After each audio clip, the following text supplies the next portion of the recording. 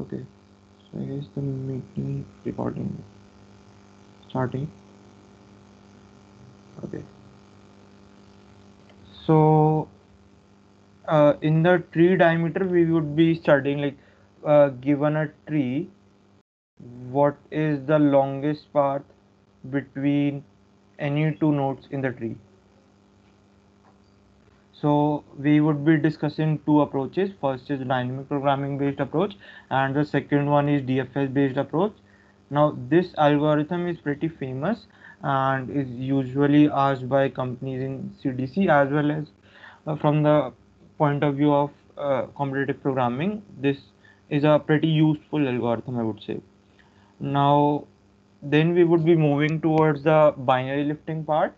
Uh, this is another common algorithmic technique that we use to find the kth ancestor. For example, this node, it has two ancestors, and say suppose it has even more, then what is the kth ancestor?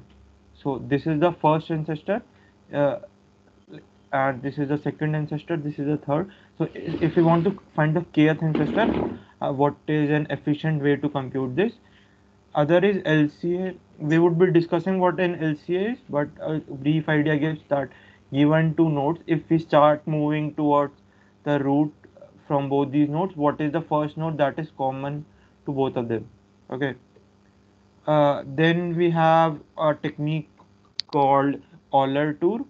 So Euler tour is just basically flattening the tree into an array, and then we can use this array efficiently to find out uh, the certain properties that we need. Like for example, a subtree would be given in a in a continuous range so that we can perform range updates, point updates, and so on. And finally, we would be having intermediate questions. Uh, you can ask your doubts as well, and as well as we would be discussing about some of the standard problems. So now these are the prerequisites. Like you must be knowing what a BFS or DFS algorithm is and what is a arrangement data structure. So basically, you must be having some knowledge about graphs, and I expect this because since it's a div2 class, so basically you must be knowing like what a node is, what an edge is, and what is a basic traversal of what are the basic traversal that we can perform in a graph. Other is the arrangement data structure. What is arrangement data structure? Like given a array, you want to find out the minimum in a range.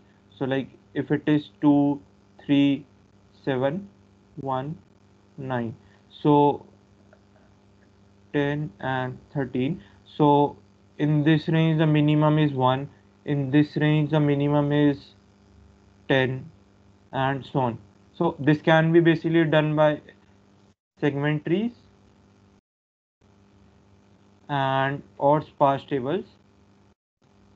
You basically need to know what are segment trees.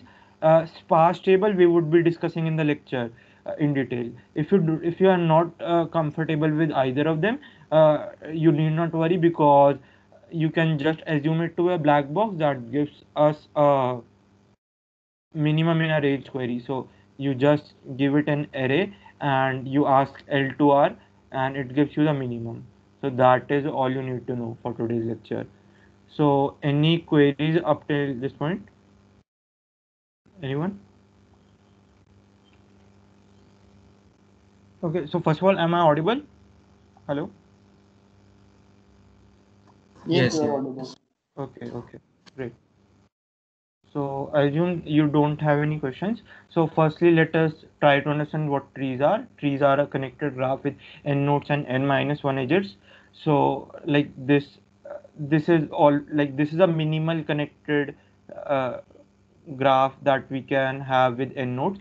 Like each edge adds a new vertex to that already connected tree, and it has certain properties. Like first of all, it can be unrooted. Like we can have a graph like this is a tree, okay, and there is no node, like there is no concept of root here, it's just a graph as we have already seen, but we can have a rooted tree.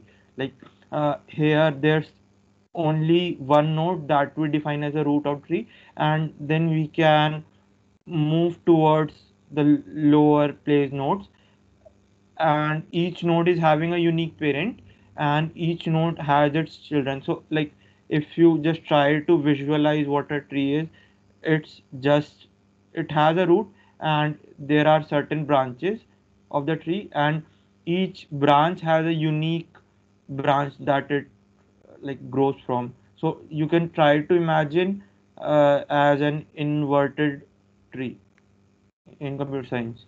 So this is basically what a rooted tree looks like. Then we have what are the lowest common ancestors. So as you can see that for each node we can have certain ancestors. What is an ancestor? Like if we try to move towards the root, we will encounter some of the ancestor, like say this is the parent node, this is the grandparent node, this the next node would be parent of grandparent, and so on. And these all are the children of this node. So what is the LCA of two nodes is the first common node that we encounter between two nodes. So this node and this node. So if I try to mark all these nodes in the path from this node to root, and then I start moving towards the root from this node, what is the first node that I find common between these two? So LCA of this and this is again this, LCA of this and this, so 2 and 6. So if I start marking the nodes of 6 first, so it would be 6, 2 and 1, and then if I start moving from 2 upwards, I will also include 2 as its own ancestor. So 2 will be the first node, and so the LCA of 2 and 6 would be 2. Then we define what is a subtree. Subtree of a node is all the nodes that have V as an ancestor. So 7 has this node 4 as one of its ancestor, 8 has 4 as one of its ancestor, and say if there are more nodes, say node uh, 10 and node 11, then these two would again be included in the subtree of node 4. Again, this is a concept of rooted tree only, because then only you can define the ancestors, right? So this is a concept of rooted tree. Another important property is the concept of unique paths. So just let me clear this once again. Okay, so what is, how is this property unique? Like most of the problems that we encounter on trees are of the form queries. You're given two nodes, you want to find the minimum between the minimum in the path, you want to find out the LCA. So you need not worry about too many edges. There would always be a unique path from this node to any other node, and we can even prove that this path will always pass through their common ancestor. So like if we consider this node and this node, these have a common ancestor this, so that we can always prove that the path between these two will always go through the common ancestor. If you have even more nodes, like something like this, so it can be decomposed into two paths, one from this node to LCA and other from this node to LCA. So this is the basics of tree that we need to know, and then we will be moving towards tree diameter. So suppose we have a rooted tree again.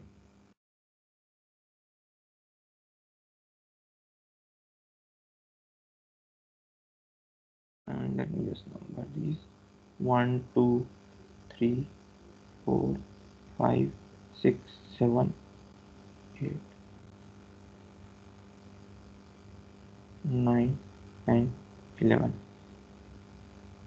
Okay, so we want to find out the longest path between two nodes. So like given a tree, and we want to find out what is the like we first compute the distances between all pairs of nodes, and then we try to find out the maximum.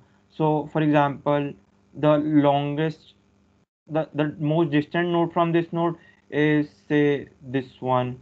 The most distant node from this one is say it would be probably something like this, and so on. So we want to find out the pair of nodes that are most distant from each other. So like we want to find out if distance of u comma v denotes the distance between two nodes. So the distance between two nodes is the number of edges. So between 12 and 4 it is 1, between 12 and 2 it is 2, and between 12 and 3 it is 3, and between 12 and 12 it is 0, of course. So we want to find the maximum of distance of u comma v across all u comma v pairs belongs to n square.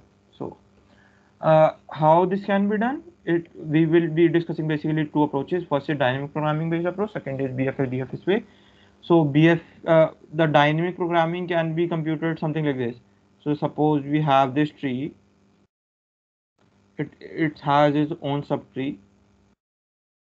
We define two functions f and g.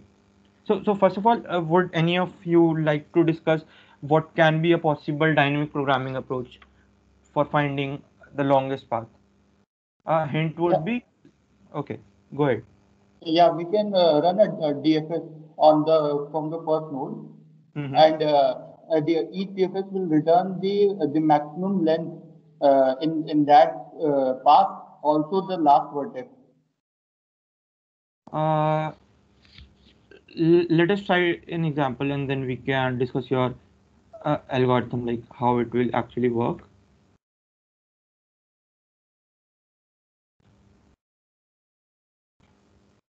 Okay, so what are you trying to say?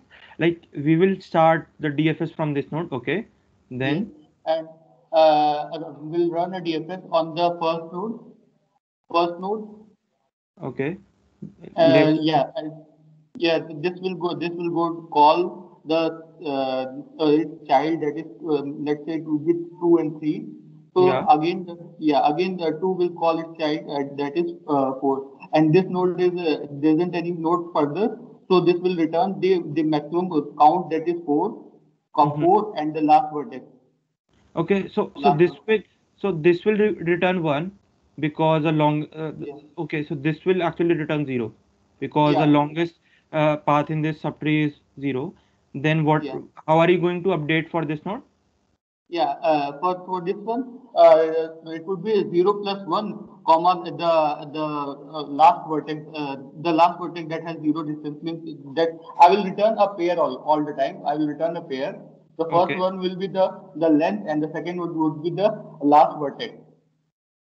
So since it has just one edge going down, so it will just return the distance means one to my last vertex will return one means total number of node in that path. Last one will return one and its character means its node number, and this just above will return two and its node number, and the above one will return and here there will be two DFS calls just above it. Mhm. The first one will give 3 and the last vertex, and the other one will give 1 and the last vertex. So 3 and the last vertex is the maximum, so it will return 3 and the last vertex. Similarly for the other branches as well. Okay. So I'm getting the idea. Like, what are you trying to say? Like, you are trying to divide it into some smaller sub problems, Yes. and then you are Yes. trying to find out the relation between how a parent can be merged. Yes. So, like, suppose I will try to discuss it briefly once again, like what he said. What's your name? Others. Okay. So, what we are trying to do is, like, first let us define two functions, f and g. So basically, you need to agree that the longest path will look something like this: a node to a child, like node to a leaf. These are the leaves of a tree. So it will either look something like this, like it will start from the root and move towards the one of its leaf, or it will be something like this. It will go up, and as soon as it reaches one of the nodes, it again starts moving downwards. Yes. Yeah. Okay. So we all agree with this. So basically, I am going to show two functions for each subtree. That is how we actually define dynamic programming. F is maximum path starting at root, moving down. So this will actually store my these type of paths, like that start from root and move downwards. Okay. uh, this can easily be computed using a recurrence relation, like it will have a base case of 0. uh, Now this, for a root, for a parent, can be updated as 1 plus max of all children. Like it, like we know that maximum path in this subtree is this one, it in this one is this, in this one is this, and then we can update the taking the maximum of all the children and like adding just the corresponding age. So 1 plus max of f of children. Then we have g. How do we define g? Max path including the root. So this basically takes account into this type of paths.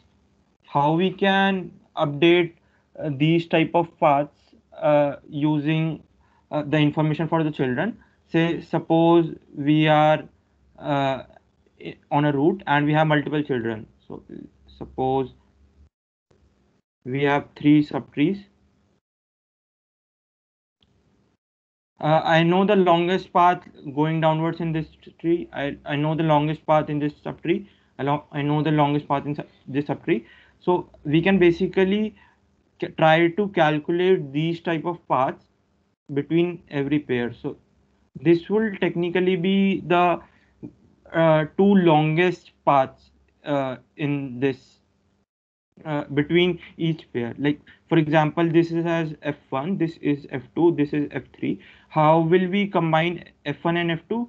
This will basically be f1, the length of the path will be f1 plus f2 plus 2, like one for this edge, one for this edge. So it will be g equals to 2 plus fi plus fj. To maximize this, we will take the longest, like the maximum two values of fi and fj, and then for each vertex we will keep on updating answer equals to max of answer comma f comma g for each node. And this is how we actually compute a diameter using dynamic programming. Second way is for a BFS DFS way. Like the algorithm says that when we have a tree,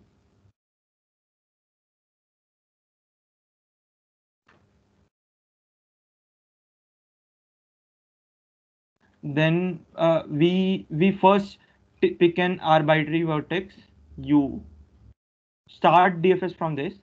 This can be then we find out the vertex that is most distant among all the vertices. Like we mark it as S, and then we start another DFS from this S and find the longest vertex from this vertex. So this will be technically, I guess, this one, if I'm not wrong. So the algorithm tries to prove that this is actually the diameter of the whole tree. How is this coming? Like, so we are basically making two DFS calls. One is from any vertex u. You find max distance vertex, one DFS call, O of n time. Then from say it gives us S. From S another DFS call to find out the maximum. It returns a T, and then we try to like this S comma T is our diameter. How do we actually prove it? The proof is actually like you can try to prove it yourself, but I will just give a brief idea. Like suppose you have D and D dash. This is the diameter of the tree, and you can actually imagine all the other nodes as being attached to this main branch. So this is again a branch coming out from this. So it will look something like this. Okay. So say this is our vertex u and this is our vertex v. So if the longest so if the most distant vertex from this vertex u is v dash, then we can actually prove that if v dash is uh, passing through w, then u plus w plus v dash, this is actually longer than w and d dash, which is again a contradiction because d and w and d dash are the parts of diameter, so this must be the longest among all the branches. Another case is v dash is something like this one, then you can prove that this distance is actually coming out to be greater than maximum of this and this, which is again a contradiction. So it goes something like this. I do not remember the proof exactly, but yeah, you can try to work it on your own.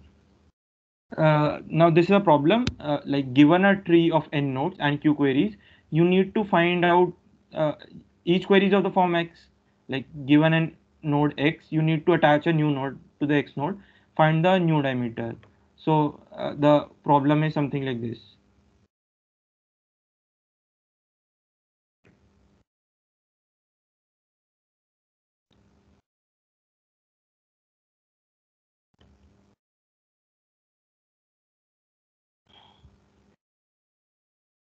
Okay.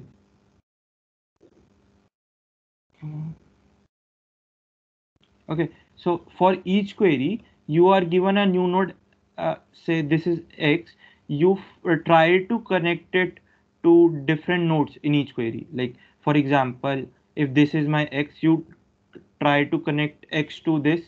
If my X is this node, then you try to connect this new node to this. So my new tree will look something like this.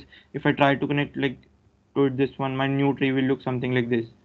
So you need to like my diameter will be updated in each of the query. So you need to find out the updated diameter in each query. So any one of you would like to discuss like how we can go about it?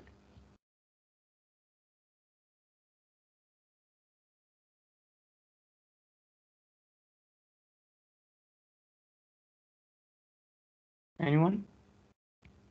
Just the naive way you can discuss it as well. Like what is the most brute force idea that comes to your mind for each query? So q is less than 10 to the power 5 as well as n is also less than 10 to the power 5.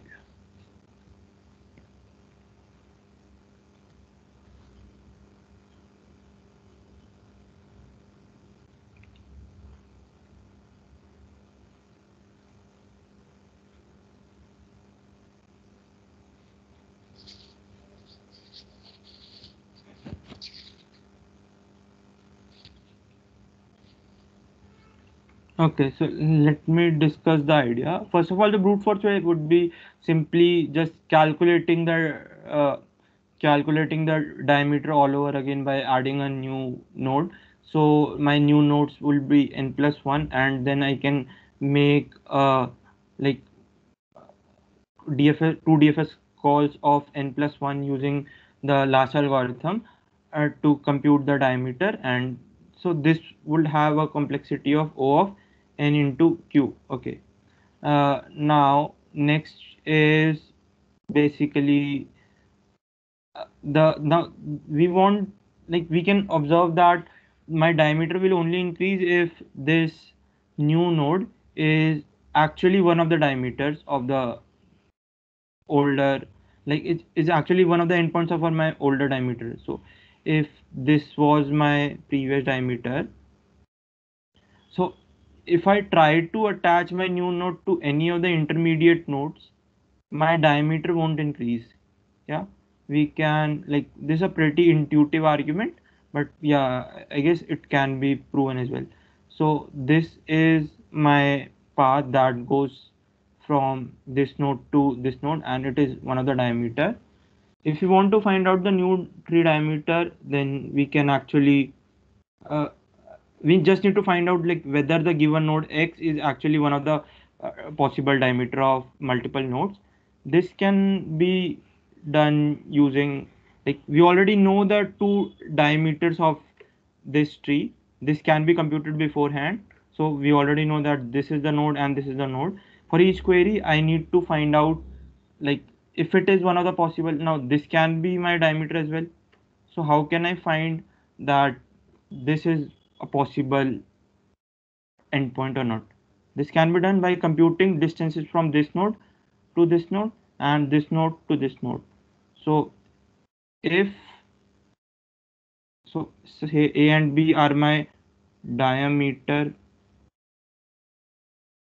endpoints. So I just need to test whether, so, and distance AB is actually our diameter D. So I just need to check whether distance of x with A is equals to D, or distance of x with A equals to D. Okay, this is B. If this condition holds, then this is one of the diameter, hence our diameter length increases. In this case our answer would be 1 plus D, else our answer would be D. How is this coming out to be true? Like, we know that for each vertex, if we start a DFS from this node, uh, then it will end at one of the endpoints. So like we can apply a counter argument that, uh, if this is one of the diameter end, then distance from this to this would be D. It goes something like this. Then we move to the binary drifting part. Like, we have already discussed what an ancestor is. So this node has multiple ancestors. So we want to find what is the kth ancestor. For example, this is my first ancestor, this is my second ancestor, this is my third. So the second ancestor of this node is 4. The second ancestor of this node is again 1. The first ancestor of this node is 1. So for each of the uh, queries, we would be given a node v comma k. We want to find out the what is the kth ancestor of this particular node. uh, this binary lifting has another usage in sparse table. Sparse table is, as I said, the arrangement data structure. Like, you are given a range L to R, you want to find out what is the minimum in this range or the maximum in range, or any commutative uh, operation that you want to perform. Also the lowest common ancestor part, like, given two nodes, what are their common, like, first node that is common. So between 3 and 8 it is 4, between 7 and 4 it is 4. We want to find out something like this. uh, so we will go about like something like this. Let me raise all the link. So anyone has any idea like how to go about this first kth ancestor thing?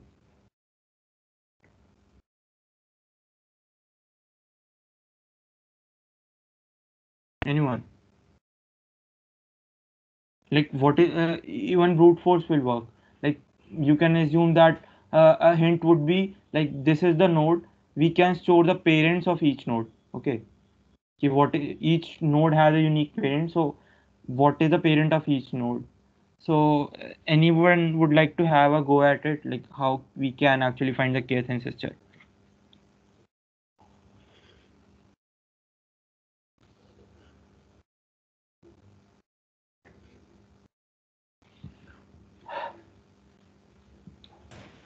We can keep on moving till k times up, means k times will go to their parents, like from 8 to 7, 7 to 4, means if k is equal to 2. Yeah, actually. So like, we can actually like uh, repeat this algorithms k times. We have u equals to v initially, and then we can update u equals to parent of u. So if we want to find out like second ancestor of it, we move one time up, two time up. But this, like, this algorithm can blow up too often. Consider this tree. If we want to find out the n minus 1th ancestor of this node, we would have actually go up to n minus 1 times. And if we have to do it say q times, So this would again blow up to n into q. So we want to find out something efficient. Now how this binary lifting helps is uh, any number k can be represented in a binary form. So say if k equals to 10, it can be represented as 1010 binary string. Uh, 2 to the power 0, 2 to the power 1, 2 to the power 2, 2 to the power. So we can convince ourselves that the 10th ancestor of a node V is can be split up using like in two parts. V this then we can find out second ancestor of this node V, say it is T1, and then we can find out the eighth ancestor of this node T, say T2. So if we can efficiently move from V to T1 and T1 to T2, we can actually uh, do this in logarithmic time. If we can just compute this efficiently, because say the third ancestor of 8 is actually the first ancestor, and then we want to find out the second ancestor of this 7. So if we can do this efficiently, we will actually be we can actually reduce our time complexity from O of n to O of log n. How this can be done? Say we already know the parent array. So the parent is just the first ancestor. For each node, we can like try to do it in like if k equals to 1, 2, 4, 8, 16, 32 and so on. We have the first ancestor of each of the node. We want to find out the second ancestor of each node. So this can be done by storing the like parent of parent, like moving from parent to parent. So this is parent 1 would be just first ancestor. So parent of parent 2 would be defined as parent 1 of parent 1 of u. Parent 4 would be defined in a similar way. This would actually be just if you want to find out the fourth ancestor of this node, it would be just second ancestor of this node and then again the second ancestor of this node. So this would be parent 2, which is the second ancestor of second ancestor of u, parent 2 of u, and we need to store it up to say maximum of n. So this is just log n levels. Okay. uh, so we can so our algorithm will look something like this. uh, we store parent of I and j as 2 to the power jth ancestor of I, using a pre-processing of n log n in total.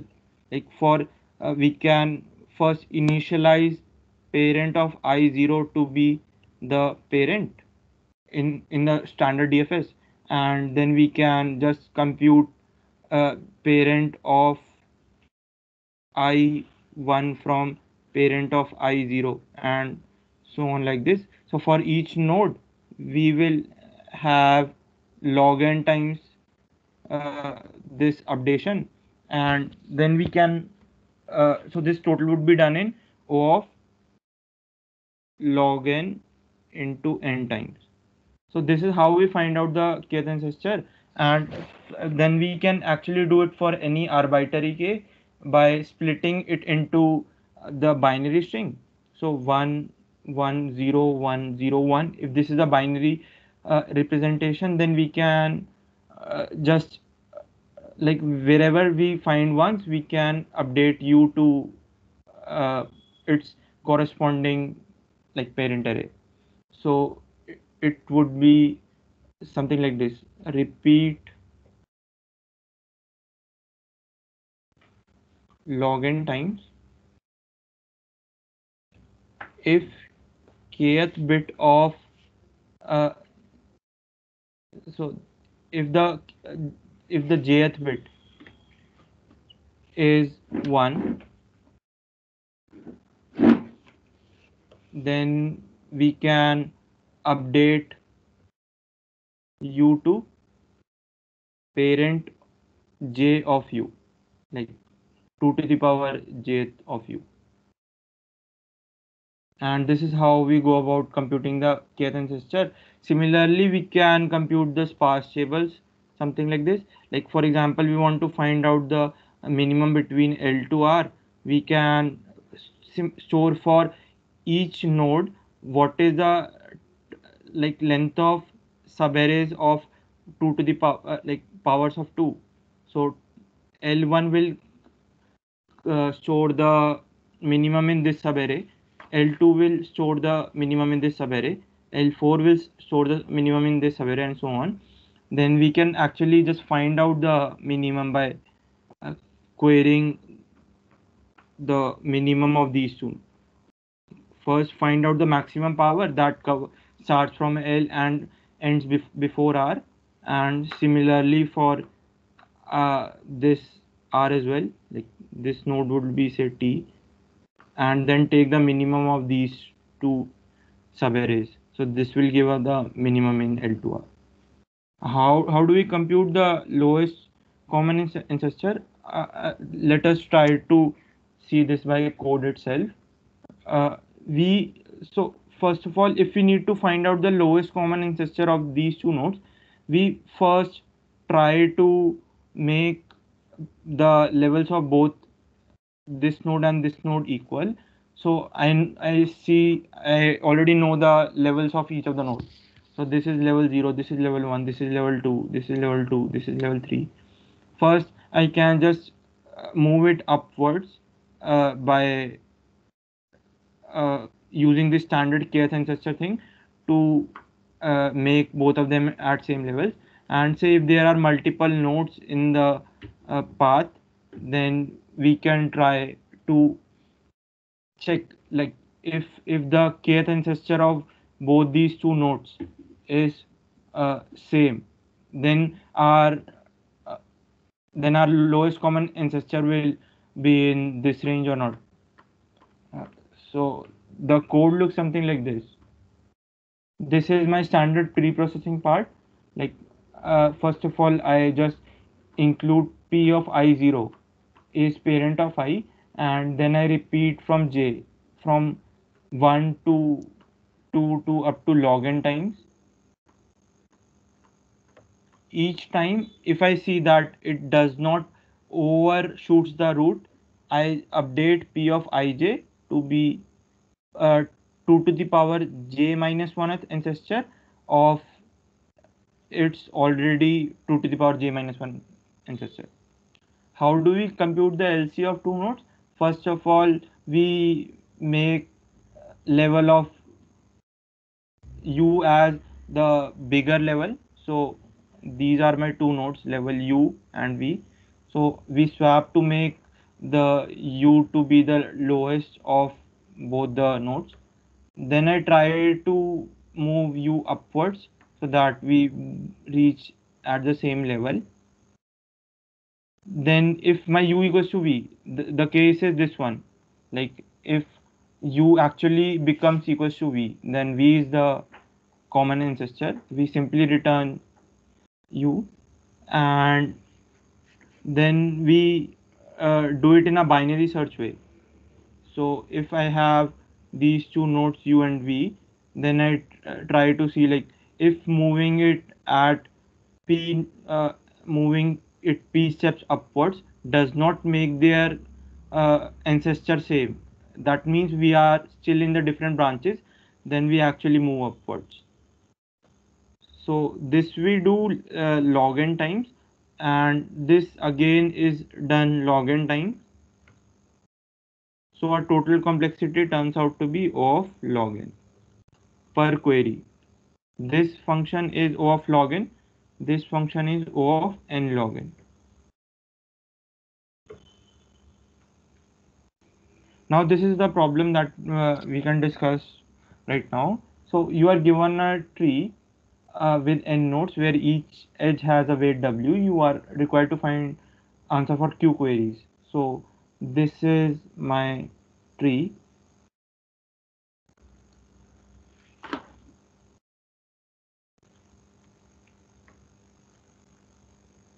and you would be given two query vertices. This say this is A and this is B. You want to find out like each edge has a weight W associated. This is W1, this is W2, this is W3, this is W4. You want to find out the minimum of all these weights on path from A to B. So how we can go about it? Using this technique of binary lifting only. We were storing the like it will be something a mixture of sparse table and uh, kth ancestor. So let's try to mix both of these concepts. Anyone would like to discuss how we can do this?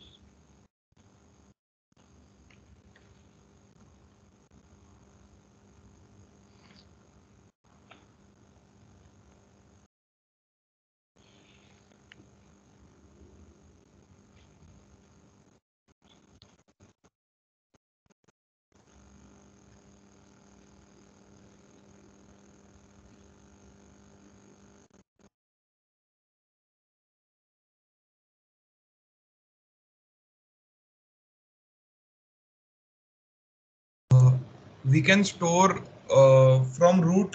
We can store basically distance from root to each node. Hello.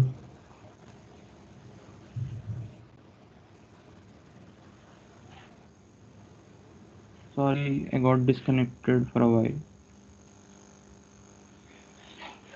Hello. Huh. Uh, am I We, audible? yes, yes. Okay. We can find distance of each node from the root. Okay. Uh, and then we can basically find, we can get a formula like d of a plus d of b Mm-hmm. minus distance of their common ancestor, because since weights are positive, I will go greedy. I mean, I will think greedily. I will not basically go to more upwards. Means I'll go for the lowest common ancestor rather Mm-hmm. than going to a higher common ancestor. So then by pre-processing, I can find in O of log n. Each query I can process in O of log n. Okay, so this will give me the distance part. Like how do we go about the minimum from part A to part B? So this will actually work. I don't know. Okay, let me cross it.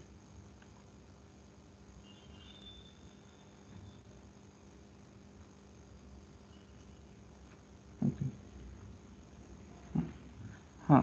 So I think this will give us the minimum, the distance between A and B.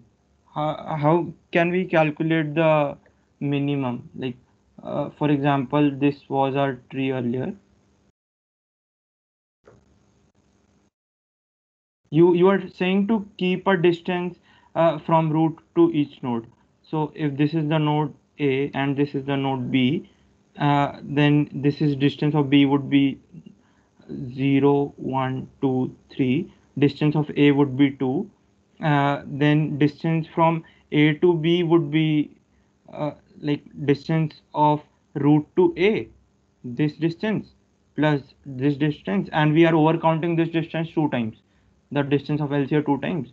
So distance of A comma B would actually be d of A plus d of B minus 2 into d of LCA of A comma B. Can you just explain like how can we maintain the minimum using a similar way?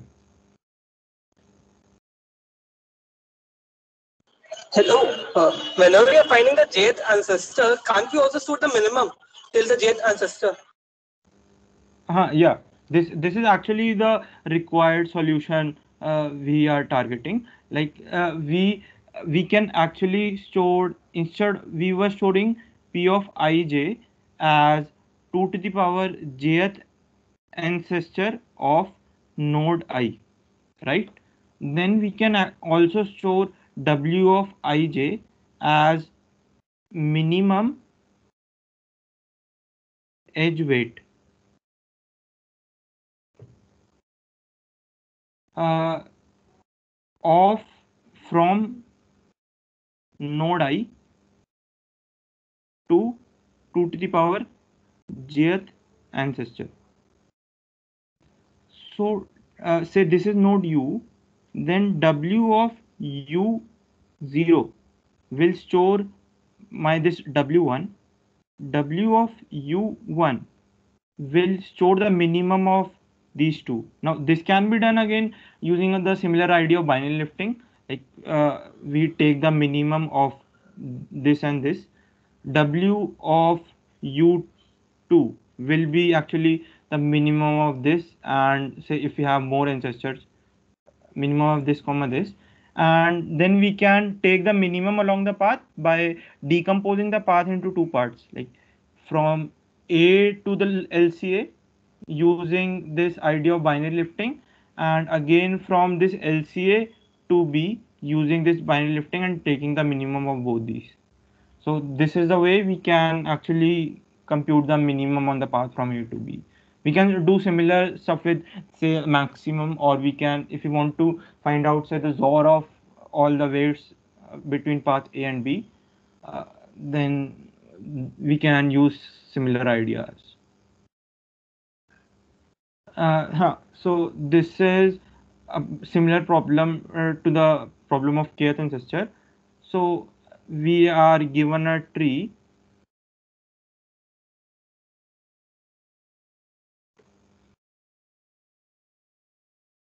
We want to find out the, say this is node A, this is node B. We try to move towards B repeatedly. We want to find out what is the kth ancestor, like kth node. This is my first node, this would be my second, this would be my third, this would be my fourth, and say if my k equals to 4, I want to report this node.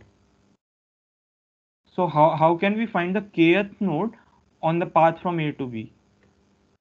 So distance, if distance of the lowest common ancestor from A means k is less than the distance of lowest common ancestor and A, then it will be on the path of A to lowest common ancestor. So we can just find the kth ancestor of A. Yeah. Otherwise, we will subtract that distance, and now I'll take the distance between B and lowest common ancestor of A and B, and subtract that and find that ancestor for the B. So means O of log n, I can respond to each query. Okay. This is the actually required solution that we are targeting. So just let me explain it once again. So this is node A, this is node B. So and this is LC of A comma B. Let us say C. If this distance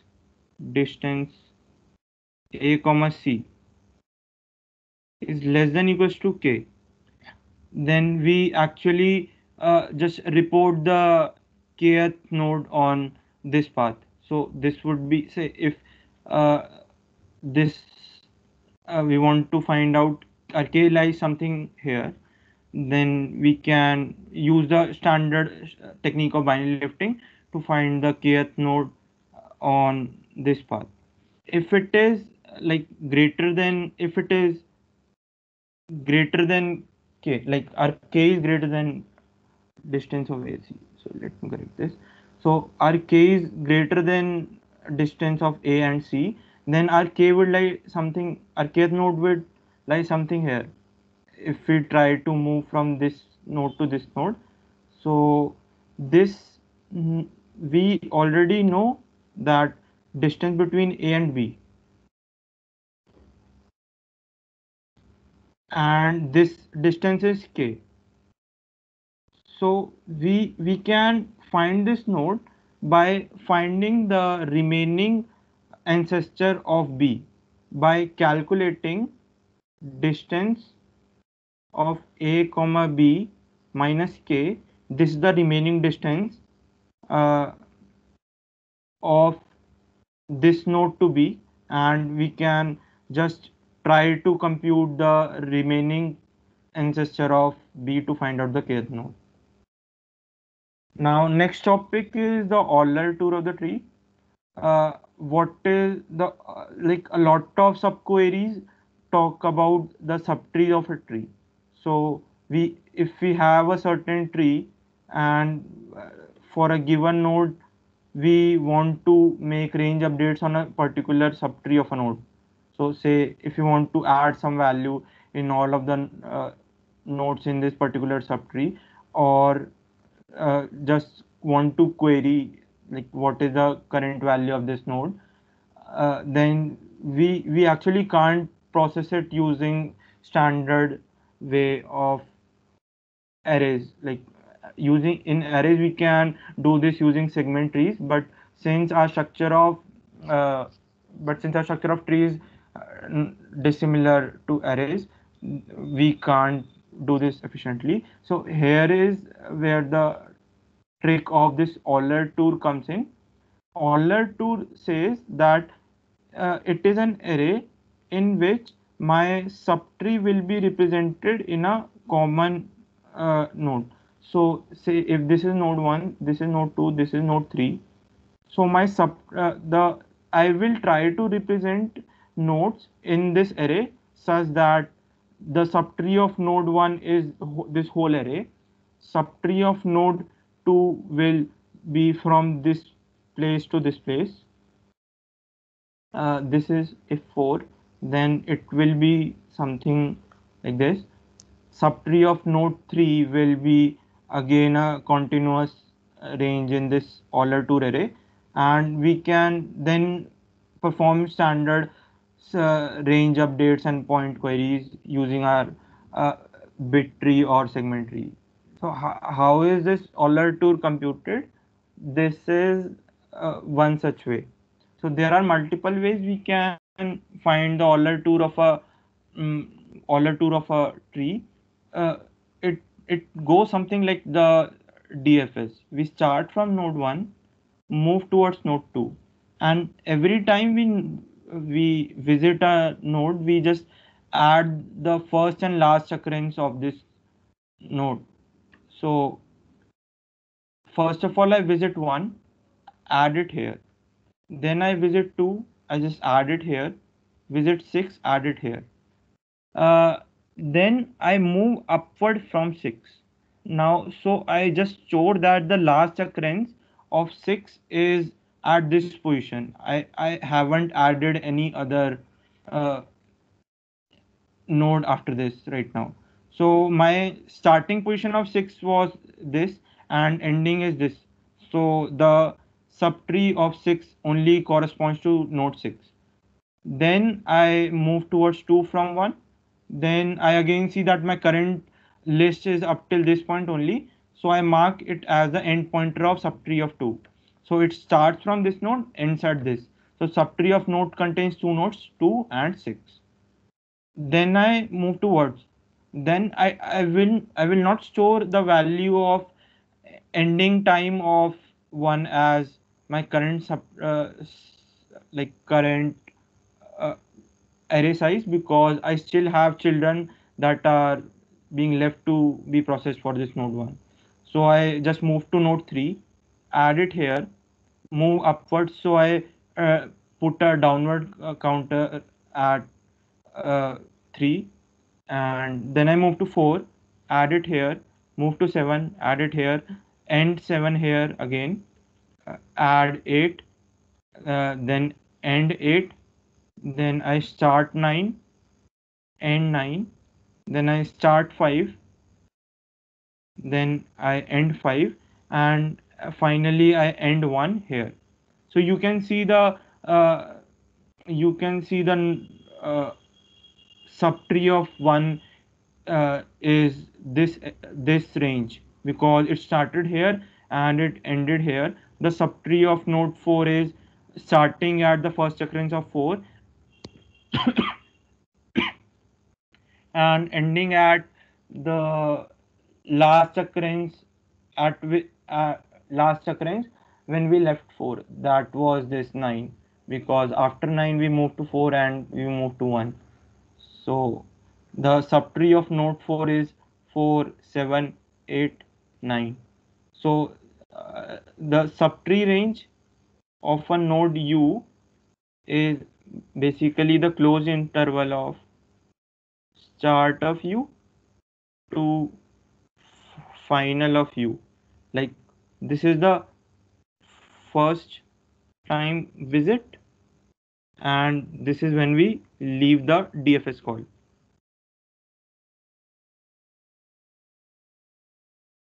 So this is basically the the algorithm put into code. First of all, I just stored the starting value of each node into this timer. So I maintain a global value of this timer, which is the current size of my array. Whenever I visit the node first time, I just store the value of timer into this node and increase the timer simultaneously. I make a similar call for each of the children, and when we just when we exit this node, we store the end time of this node into this en of node. This would be timer -1. So here starting value of this would be 0, ending would be 0, 1, 2, 3, 4, 5, 6, 7, 8. So this would be ending would be 8. Starting would be 1. Here starting would be 2. Ending would be 2. Ending would be 2 here as well. And some similar way we can find the starting value and the ending time of each node. And this is the now we have already the continuous the subtree in a continuous range. Then we can make range updates and point queries using, say, Fenwick tree. So if you want to update the values of each node in, say, subtree of 4, I make a +1 here, plus v here, I make a -v here, and then use the standard technique of prefix sum using binary index trees to, say, find out the value of node 8 by taking the prefix sum from here to here. So this is the code for that problem that we discussed. It is update the subtree of a node and find out the value of a particular node.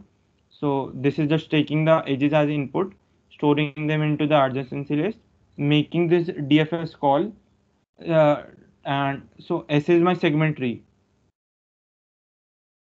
Segment tree, or say it can be Fenwick tree as well. So for each of the node from 1 to n+1, first of all, I just update its value in the Fenwick tree, and then for each query, if I want to update the value of a particular node, then I just update the starting point of that particular node. So if I want to update the value of this node, I just update the starting index of this particular node S.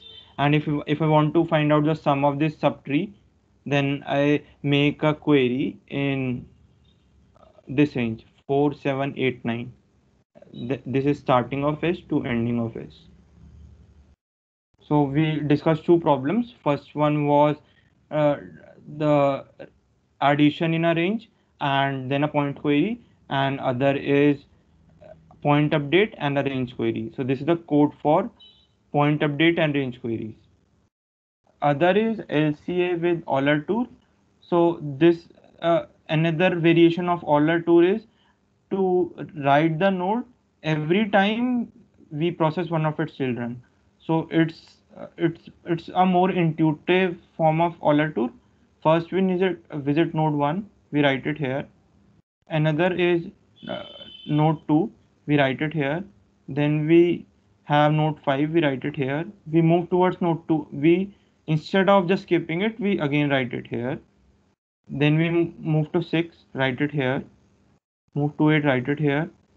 Go back 6, do it here, and similarly for the rest of the array. Now if we want to find out the LC of node 5 and node 8, we need to convince ourselves that the LCA is the lowest depth, like the vertex with the highest depth in this range. So like we can't have a vertex that is of like a lower level, because we have already converged into a single branch at this point. So LC has to be having a level greater than this node. So if it try to find the levels of all of the nodes, the answer would be minimum of all those levels. Uh, so we try to find out the last occurrence of 5 and the first occurrence of 8. This is my last occurrence of 5, this is my first occurrence of 8, and then I try to find out the vertex with the minimum depth in this range. This can be done again using segment tree or sparse tables. So this is my minimum depth 2 and it corresponds to node 2. So my node 2 is the corresponding LCA. Another example is, so now say this node would be occurring so if I want to find out the LCA of this node and this node would be occurring multiple times. So I first find out the last uh, occurrence of this node in this my Euler-Tour array, the first occurrence of this node in Euler-Tour array. Now all of these vertices will be present in the DFS calculation of this node and this node, and then we can just query out the minimum depth vertex and report it as a LCA. Now moving to the final problem of the day for this Euler-Tour variation.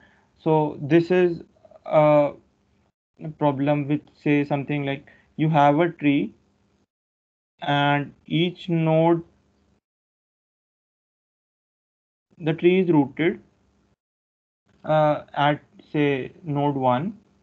You have two types of queries. One is 1UX, which is update the value of node V in subtree of U to A of V of A of V or X. So my first query says that say if my U is this, then I take all these vertices and each node has a value of A of U.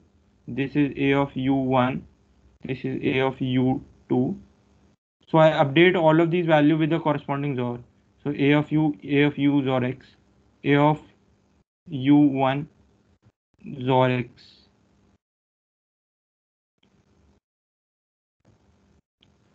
A of U2 equals to A of U2 XOR X, and so on for each of the nodes in the subtree. If there are more, then we can actually update more of them. And the second query is of the type find the XOR of all values from root to node U. So this will be having some XOR value corresponding to it. This will be having a value corresponding to this node at some point of time. We need to find out the XOR of all these values. So this is V1, this is V2, this is V3. So if my query vertex is this, so I need to find out the XOR of all these values. So any ideas like how we can do this? First of all, is the problem clear? The problem is a bit confusing. We have two updates. One is update each vertex in the subtree. Other is find the XOR of all values from root to node U.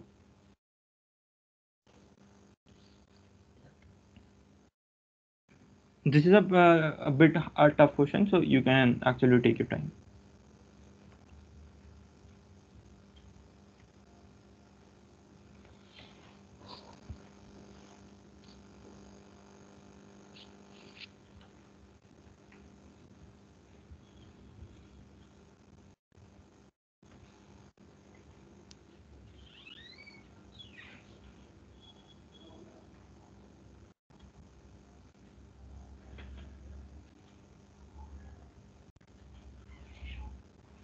So just let me give you the initial ideas like how we can go about it.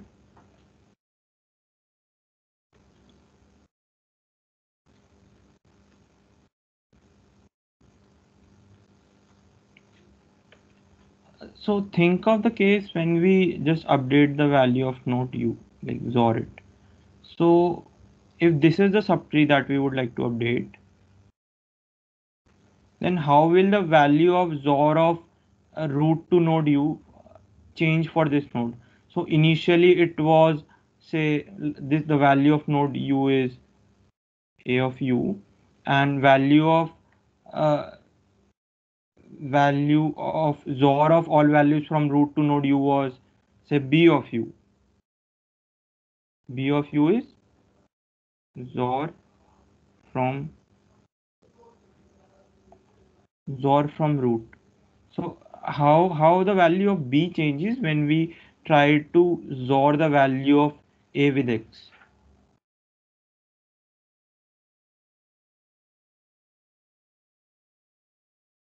So B of u is essentially this is, say, S1, this is S2, S3, and so on, and this is finally u. So B of u is essentially A of S of 1 XOR A of S of 2 XOR A of S of 3 and A of u. Now when I change A of u to A of u XOR X, so my B of u, the only replacement that I need to do is A of u is A of u XOR X. So this is B of u. So B of u changes to B of u XOR X. Now think of the case like how is the value of B of u changing for rest of the nodes in the subtree. Like this is B of u for this node, like it is just being updated with the value of XOR. How is the value of B of u changing for this node, this node, this node, and this node?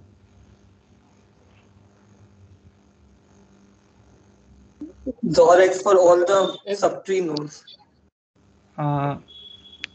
Can you just repeat it once again? Whatever was the original value of BU for the nodes of the subtree of U, we'll Yeah. just XOR into XOR with X here. Okay, so think of this case. It was how, say, this vertex is V, right? Then what is the value of B of V? It would be say B of okay, so this is A of S1 XOR A of S2 and A of up to A of U, because U is one of the ancestor, so U must come here, and then we XOR it with A of V. Now what are the updates that are being carried out in the sequence when we perform this one UX?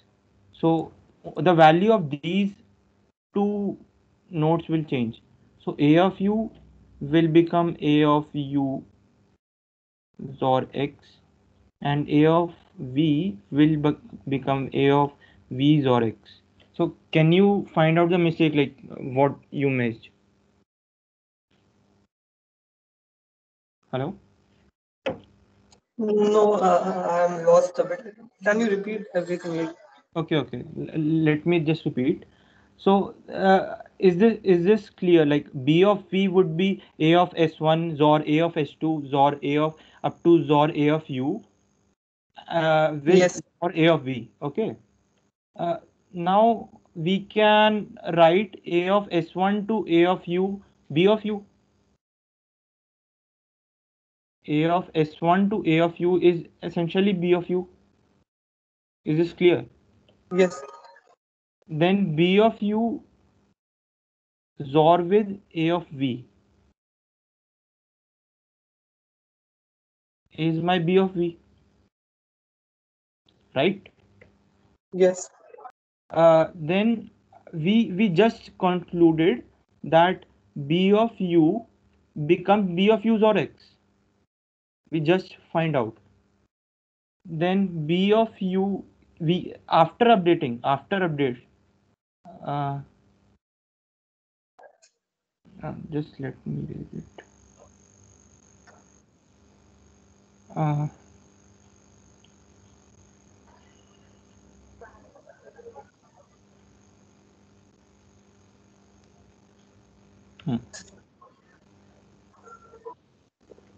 So after update, B of V dash will become B of U dash XOR A of V dash, right? Then B of U dash is B of U XOR X. Like we actually worked it out. Like B of U becomes B of U XOR X. And A of V dash is essentially A of V dash XOR X. This is how we are updating the values of each node, right? So XOR A of V XOR X.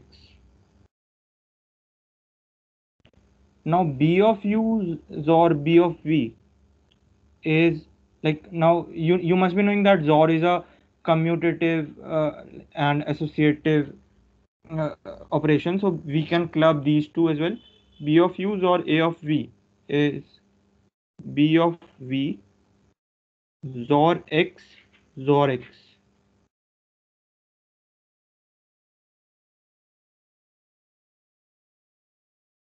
So XOR X is this is 0.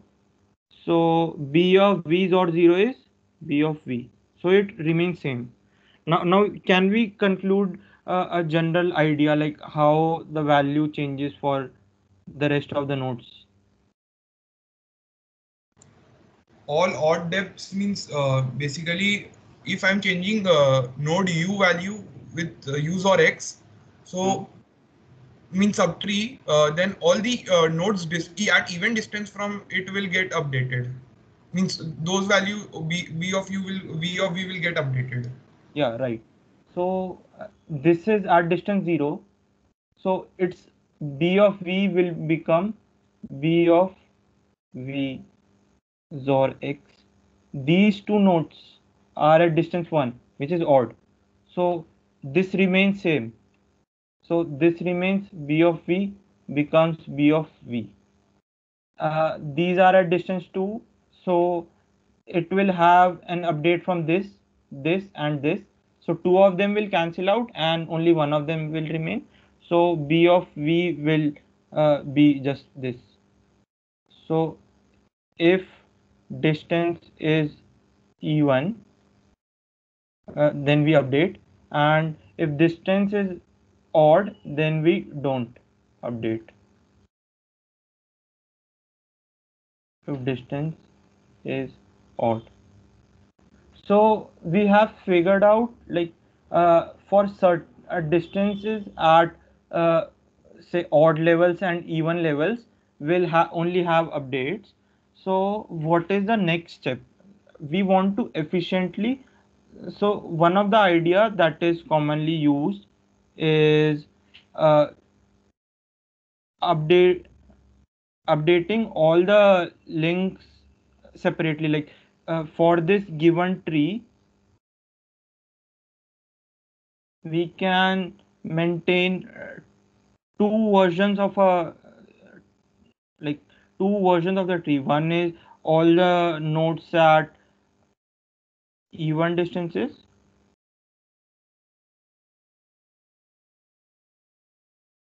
and another is all the distances, all the vertices at even distances. So we need to just find out what is the efficient way to update the value of node in a subtree of U. So using the Euler tour array, we know that the subtree of node U is corresponds to a value of say this subarray in the Euler tool. This is Euler tool, and this is the subtree of U. Now we can maintain two versions of this Euler tool. One is for all the vertices at odd indices, and another is all the vertices at even indices.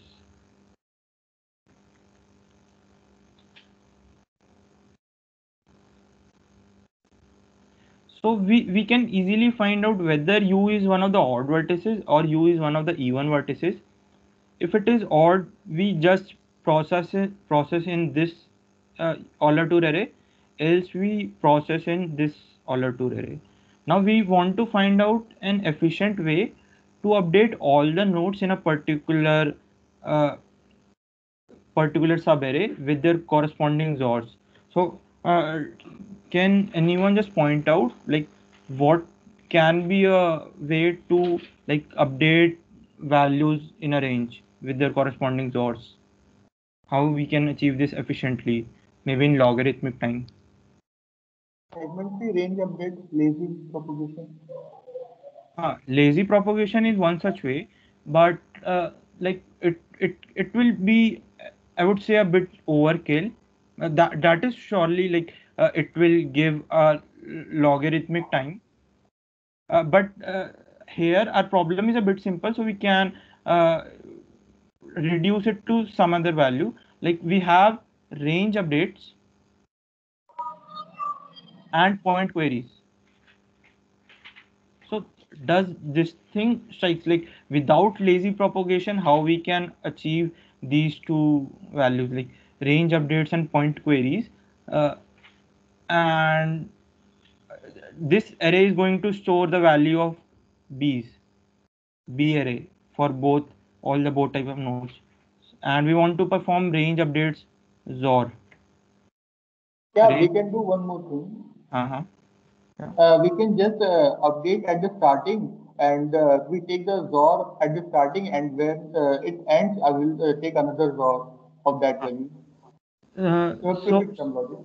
how will it change? Like say the initial array was this, it has value, say the values of b's are something like this: 5, 9, 10, 1, 13, 6. Okay, and the subtree of node u corresponds to this range, right? This is the values of b, right? So how do you update the value of like what is the operation that you perform at the starting in this? Like this is my L, this is my R. How do you update the value of like say 9? Do I you? will take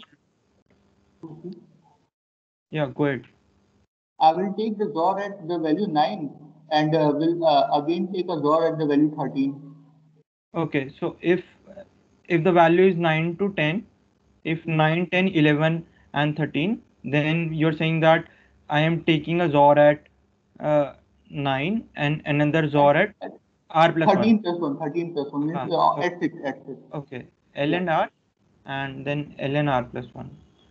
So this is actually the intended solution, because if I take my XOR with X at this position and taking a prefix XOR, like instead of like we have range updates with some, for example we have 5, 6, 7, 9, 12.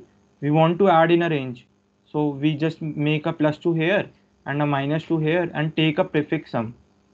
So 6 plus 2 would have its contribution here, here, plus 2 here, and then from this point onwards, plus 2 and minus 2 will give the contribution as 0 from in rest of the array. Similar concept goes here. If I make a XOR x here, then it has a XOR 0 here already. So after taking the prefix sum XOR x, it will have a contribution here XOR x here, and at r plus 1 position x XOR x will give me 0, and after that we will have all the zeros in rest of the arrays. So this way, using a technique like Fenwick tree, we can take prefix sums efficiently as well as update point updates, and like make an update at here and make an update at r plus 1. uh, so then we just update the values, and every time we want to find out the XOR of all values from node root to node u, we just take the prefix sum up to node u, and it will give me the value of this b of u for this particular node. So I think this sums up the session. If you have any problems, you can ask us right now, whether it relates to this problem or any other problem that you would like to discuss now. Any generic problem that